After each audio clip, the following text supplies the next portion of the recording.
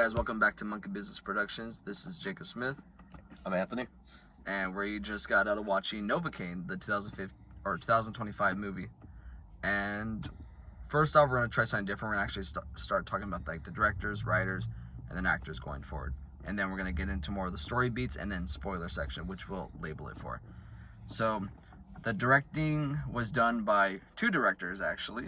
Specifically, it was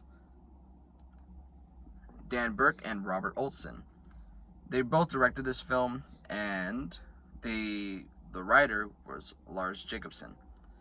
Dan Burke has only had a few directorial credits, one being Novocaine, his most recent, another one, Significant Other, which was a 2022 movie, Villains, which was a 2019 movie, which actually starred Bill Skarsgård, The Stakelander, which was 2016, and his first directorial debut ever was a film called Bodies back in 2015.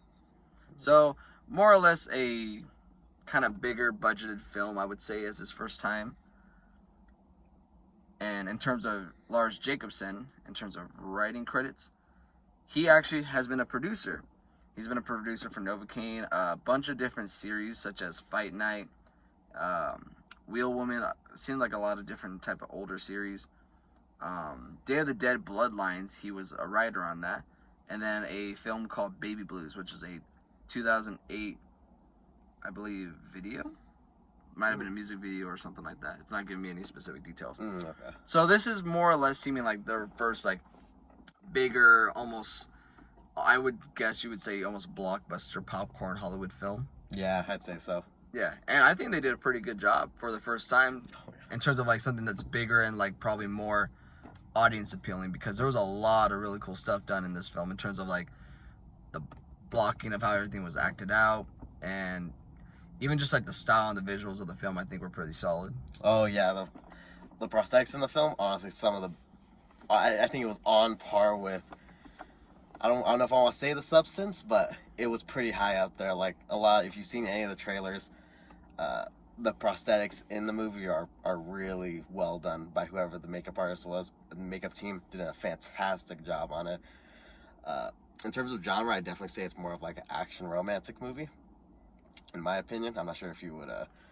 I would say, yeah, it definitely leans more towards like the romance drama elements with mixes of action. Like the action is very much like in the later half of the film and very much feels not as the center focus throughout the film. It's all about like the dynamic of the characters with Jack Quaid and his co-star Jack Quaid? Amber Midthunder. She also starred in the Hulu original film Prey. Yeah, she was great in that. Which makes sense for what her character does, which we'll leave that in the spoiler section. But go ahead. But no, Jack Quaid in the film is amazing in this role. He does a lot. He pulls off the role of the very like innocent and dirty guy turned all of a sudden hero very well. Like you've seen him from his work on The Boys. He does Huey very well for that character, make him go from really nerdy, scared to the almost triumphant hero by the newer seasons of the show. Yeah. Same type of feeling for this character. Again, he really nails it. He really does make you think that a lot of the emotions that the character experiences throughout the film, which is pretty integral to his actual character, sort of his character bio. Because in the movie, for those who haven't seen the trailer, one of the big story beats is that he's essentially he can't feel anything. Yeah, his nervous system has a defective disorder that he was born with, and it causes him to have his nerve sensors to be faulty. So pretty much he can't feel pain, he can't feel temperatures either, and even like textures he can't feel. It's very hard for him to feel any of that stuff. Yeah, and the film does like shows that a myriad of ways, especially in just the intro part. Like the first 10 minutes, they give you like a pretty good gauge of like how much and what he could feel. Yeah, and a lot of nice like little subtleties that I was like, I wouldn't have, like, if I had that disability. That disability, I would not have like thought to like take that into account of my daily. And that's what I like, because it is a real disability and disorder that some people do have, and it is actually very serious and dangerous, which I like how the film actually does. At the very beginning, shows you, hey, this is something serious that these people that have it really are living like they're walking on eggshells. Like their life is a very, very fearful thing. And it even goes into how he was acting in terms of his personality and like almost how antisocial he is and stuff like that. Very sheltered, and he pulls off the idea of like a very bubble type personality. Maybe you kind of guys maybe know someone like that. Having to be sheltered, very bubble, literally a bubble personality of having to be in a bubble, very confined, constricted from everything around you. Yeah, and the one thing I'll say about the film is that I like how they pretty much almost give you all the, like, it'll show you like little hints of things and you're like, what is that for? And then like within the first act they actually explain to you, and there's actually purpose behind it. It's not like a lead into a joke or anything. It's actually like, no, there's a significant reason for this and that. And just the first act really feels like it just fully explains who the main character is, which is Nathan Kane, and Sherry, who is his romantic love interest. So they do a really good job to kind of like give you a nice idea of who these characters are, their personalities, and pretty much everything you need to go into like, all right, I'm set with these characters, I like these characters, and you know, you don't want anything to happen to them. And then if you've seen the trailer, obviously Sherry gets kidnapped as a hostage during a bank robbery. And now Novocaine, after having these strong feelings developed for her, now wants to go out of his way to go out there and save her, and with the benefit of his disability, use it to his advantage. And again, it's almost like it's a simple concept, and even then the film does feel pretty simple, which I really like. Like, it doesn't feel like, oh, end of the world, he's facing armies. No, he's like, if you see the people in the trailer who are the robbers, that's pretty much everyone he's going up against, just those guys, like nothing else. And they really did find creative ways to show and how he can use his disability to his advantage, but it also showed like how dangerous it still is. Like, it never like even though you're able to see like, oh, that'd be cool, or oh my god, he's actually doing something that I would do with these abilities, but they're also showing you like the disadvantage afterwards, like oh, you know, you could do this, but you know this is gonna happen after, and we'll get more into that during like the spoiler section. But I think everyone pretty much pulls their own. Jack Quaid obviously nails it. He's nailed a lot of things. He's been on a lot of things recently, and I like that, because even though it feels like he's somewhat typecasted, I think he sells it though. Like, some people are typecasting, you kind of want to see him do something different. But I feel like every version of his typecasting, he's done something different. Like, you see him play like the kind of quirky, nerdy kind of guy in The Boys, which he kind of just started off in, but then he kind of develops later on to someone more serious and even edgier. And then same thing with Scream 5, he does a little bit more edgier. Companion, our last review, he does something different there. And even here now, where he starts off at a point and then he kind of goes into a very different direction, and he nails it. And then going on to what's her name, Amber Midthunder, really good. She really sold us on just being like not just a love interest, but like actually having a really interesting character behind her, because I was actually intrigued by like her interest in art and stuff like that, and even the reasons behind it, and how even something that Novocaine has with himself that makes us think, oh, no wonder why she's gonna really like him more, is because of this reason. So she does a great job. She has some really cool sequences in the film, and even some really nice like, I'll be honest, the romantic element actually felt very nice, because it did feel almost like you're watching a rom-com, almost like Hard Eyes, where there's moments where you feel like you're watching a rom-com, but then you get to like the other genre blend, which for Hard Eyes it was horror, for Novocaine it was action. And then even Jacob Batalon is in here. He was in the Spider-Man films as Ned.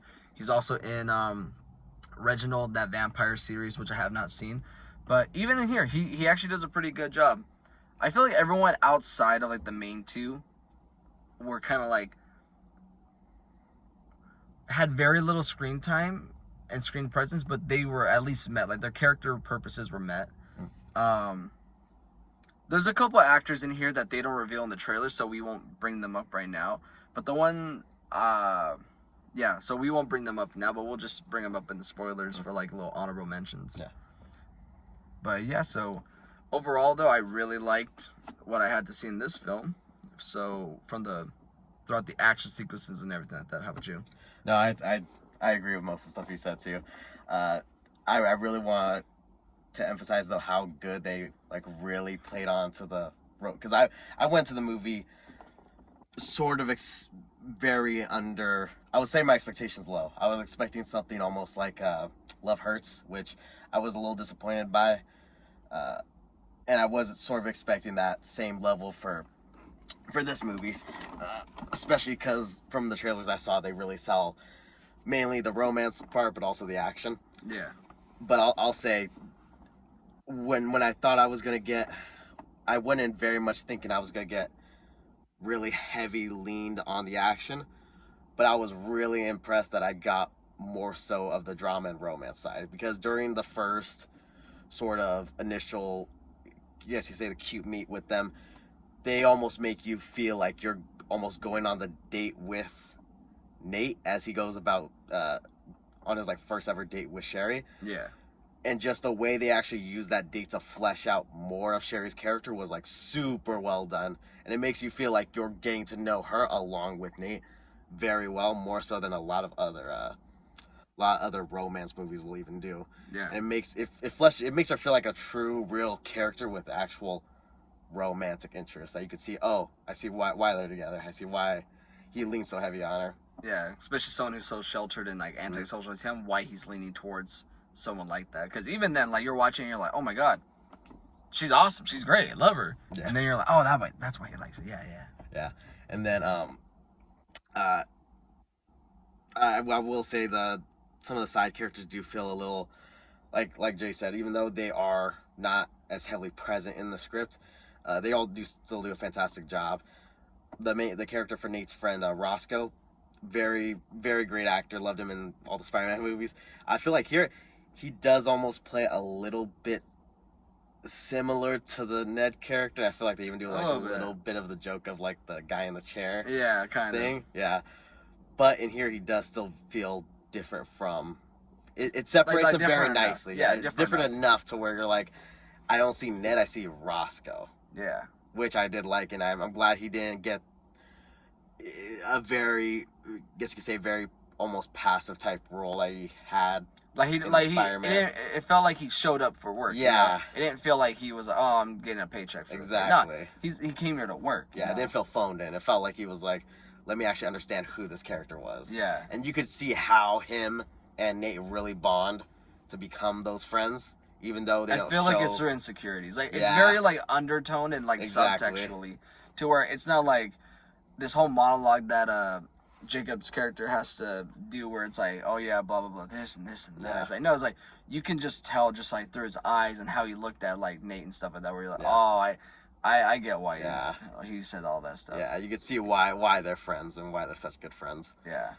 And even then, a lot of characters bring out the fact like, hey, you're lucky to have a really good friend. It's him. And you're like, that's my guy. That's my guy. Yeah. But yeah. So, anything else before we get into the spoiler section? No, I think that's pretty much it. All right. Yeah. So we'll give you guys a couple seconds before we hit the spoiler section, starting right now.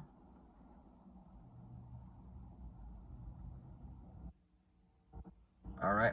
So the first big spoiler I want to talk about is the big twist of the film, which there isn't a lot of them like Companion. It's just one solid twist, and it's that Sherry, the love interest, is actually in on the heist and is actually related to one of the heist robbers, who is played by Jack Nicholson's son, which is a big surprise in the film, because halfway through I'm looking at this character, I'm like, is that him? The eyes look familiar. And then even the smile is what gives away. Ray Nicholson, which I like how he's been doing a lot more films. Yeah. Just a quick shout out for him, like I think appearing in Smile too. I don't know if that was his like, what's it called, big brand new starring thing that he finally got casted in or what, but he did a solid job, and then just by being that Smile presence was great enough. And even as like, he was the boyfriend that died in the crash. Yeah, of course. Yeah. Spoilers for Smile too, my bad. But and then also keep an eye out for him for a film that'll be coming out called Borderline, which he's gonna be in. Which I'm excited to see him more and stuff like that, especially after this movie. This movie just made me feel like he might end up, unfortunately, getting typecast as like that very like creepy, almost psychotic villainous guy. But he fucking nails it. He has, you can tell the Nicholson bloodline in there is strong. No, you're good. He looks like Nicholson with a good hairline. But Yeah, no, his character was great. Very menacing presence, and even the fight scene, like he's fucking brutal. Oh yeah, Like he was during the heist sequence, they were like instigating one of the managers, and he just point blank after the dude wouldn't give him the thing, shot him, and it's like, oh wow, and even in his dynamic with Sherry's character, like the brother and sister, you really get that. Like they don't look, they could be related. That's my only like that's a nitpick, but even then, like just their dynamic sells it. Like he really sells the whole like brother and his annoying sister kind of vibe, and it was great. Even their banter and how they kind of talk crap about like the cola gummies was funny. I was like, oh shit. Which also something, the movie's pretty funny. Oh yeah, the comedy aspects of it are very, very strong. Yeah, I feel like we had a full theater. There would have been a lot of laughs because there was one dude that was laughing like us but loud, and I was like, oh, imagine the whole theater. Yeah. But yeah, that was a big twist. And I'll say this, I don't know if it's a good or bad thing, but it's very, you don't see it coming. Like you cannot see the fact that she's part of the heist, which you can argue is actually a good thing because when you look back on it, it does make sense. Yeah. On how kind of convenient things were, but then at the same time you're like, but yet there was never a hint. Yeah. Like in Companion, there were so hints. many hints. There's so many hints, and like you can easily pull out the guesses yourself. But if you don't, it reveals itself. You're like, oh my god! And then on second view, when you go back to watching, you're like, I see it now. For this one, it's more like, oh, that's out of nowhere. And then you think about it, and it's like, oh, you don't even need to watch it a second time. You understand what happens. Yeah, logistically, it makes sense. Yeah. But it may be one of those things that you're like, if you're one for a twist that comes out of nowhere, you'll like it. But if you're not, then you may just be very turned off by it. I'll be honest, I feel like it works either way. There's some way to back up for both of it, but still, I thought it was a very, like I said, went under here with under expectation for it. So the twist actually got me, and I wasn't too mad about it. I was actually really surprised by it, and I thought it played off really well. Yeah. Also, I really liked Betty Gabriel. She was one of the main police women, and I believe she was the girl in Get Out. She was the nanny. Yeah, the nanny figure. Yeah, which I haven't seen her in a lot, or at least I haven't felt like I've seen her in a lot since then. So it's good to see her do something like that.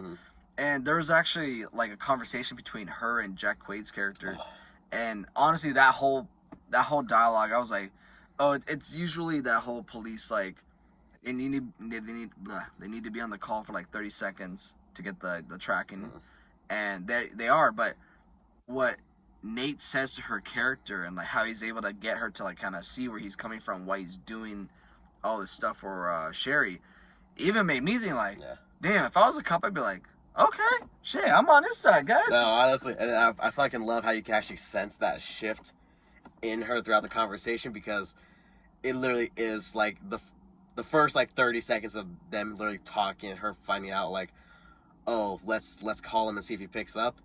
The whole time her whole demeanor is literally like, yeah, okay, same routine, just give yourself up. There's no reason to do this. Yeah, we'll get her. Don't worry about it. But then he starts relating how this is the first time he's ever felt love like that. And if she's felt that, and then she relates that back to her daughter, I'm not going to say the whole conversation, because if you hear it, it's a very, the way Nate plays into it, and just expresses himself so clearly to her, and empathizes with her. When he brings up her daughter, you could literally see her face shift and be like, oh. Shit, okay. And she doesn't even condone it. She essentially just goes like, okay, you know what you're doing, you know the consequences. Yeah. And then that's when she pretty much finally gets chased with her partner, who's played, I forget who's the actor for him. It didn't pop up right now, but go ahead and keep talking. But pretty much gives her perfect chase to go follow Nate afterwards. And just that, I thought she was going to be the standard cop character, but man, the moment you slowly see those barriers break down throughout the film with her, of her being like, I'm going to bring you in no matter what. And then as she starts talking to Nate, as she starts seeing what's happening, she does break down to be a lot more looser with what she's doing in terms of trying to catch him and trying to arrest him. And I love seeing that, because you can really see the character actually like evolve with her as it starts going. Yeah, and the other detective is Matt Walsh. He's done like Veep, and like he has a very recognizable face. Yeah. You'll know you've seen him in stuff before. You might just not know where. Like he was in A Life of a Party with Melissa McCarthy, which I've seen, which I recognize him from that. So yeah, he also did a pretty good job. He was more or less like more comedic relief, but I feel like almost all of his lines were very well sold in terms of like just getting a laugh or a chuckle out, which is good. Mm. And I'll say they're the cops I thought were gonna be similar to almost like Hard Eyes, which we, a little spoiler for that. It felt like in Hard Eyes the cops were almost sort of a comedic relief the entire time they were on screen. This time it did feel like they were a lot more serious, but they did definitely have comedic moments in there, quite a bit for them. Yeah. But going back to the action though, the action sequences are fucking great.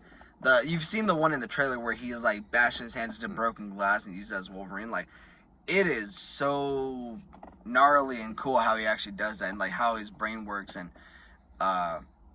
even just how he uses like other things, and like he's tattooing like over some guy's neck as torture, but then use the same tattoo they tattoo a address on his hand, which is pretty well done. So there's just a lot of very unique ways. I know you mentioned a kill you really like that you can bring up. Oh yeah, because like Jay was saying, the way he essentially uses body not just like a weapon, he uses like literally like a tool, like Jay said, literally tattooing information onto his hand because he can't feel pain. He could just write it literally like it's paper when there's none on hand. But during a part of the movie, he gets an arrow stuck in his knee. And then during the fight scene that he has with one of the heist members in an apartment or a house, as the guy's between his legs, he still has that arrow in his knee. And because he doesn't feel pain, he literally just uses his knee, brings it up right to the guy's head, slams it into there, brings his other leg up, pins the guy's head right between both legs, and because he can't feel the pain, uses it like a weapon, just pushes that arrow all the way through both legs, such pinning the guy's head right between them, killing the guy. It's one of my favorite kills. Just a great fucking way he does it. Yeah. And it's like a really great execution use of like his whole disability as like an actual very good advantage. Exactly. And like I was saying, like there's a lot of great gnarly kills. I won't spoil too much for you guys, but there's so many good ones. Like, it's not a lot over the top like a John Wick movie where there's like almost 50 great kills that you can count.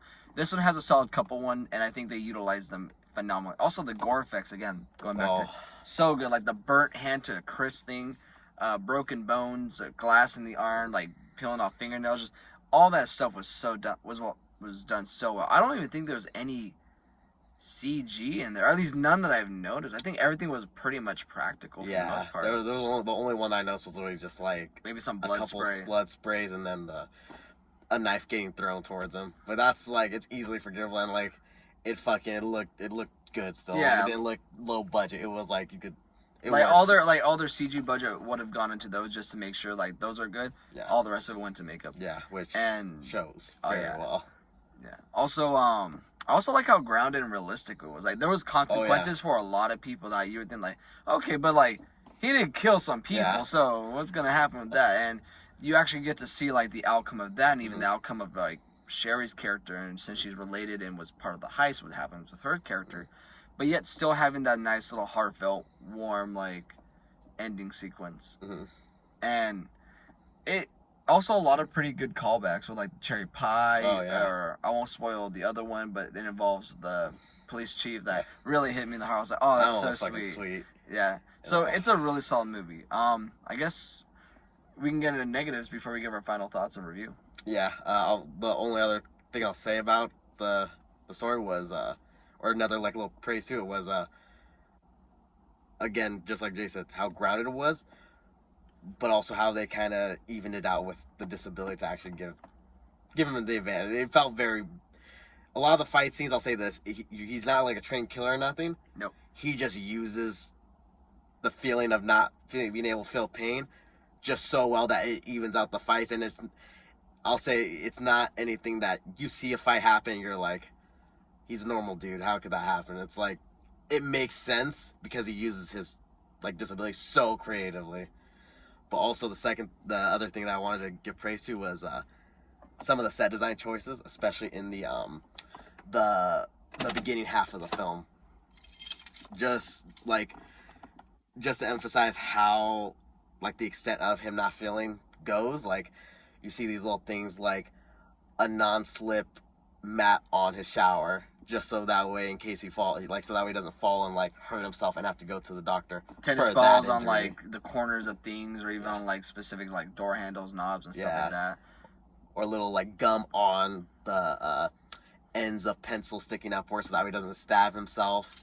And then one of my favorite ones that I love was how every time he drank something it was cold, or when he poured himself coffee it would be an iced cup first so that way he didn't burn his lips on anything. Yeah. And it was like those little subtle details. I was like, oh, like every time you saw something you're like, oh, he can't feel that. Oh, he can't. Wow, he can't even feel that. And it's like you start being like, holy shit, he literally can't feel nothing. And it makes you, it doesn't glorify the his disability, disability at all. It makes you realize like, this like holy sucks. shit, it fucking sucks. He literally can't.